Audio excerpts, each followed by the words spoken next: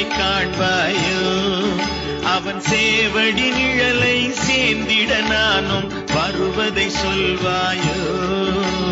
செந்தூர் செல்லும் தென்றல் காற்றே முருகனை காண்பாயோ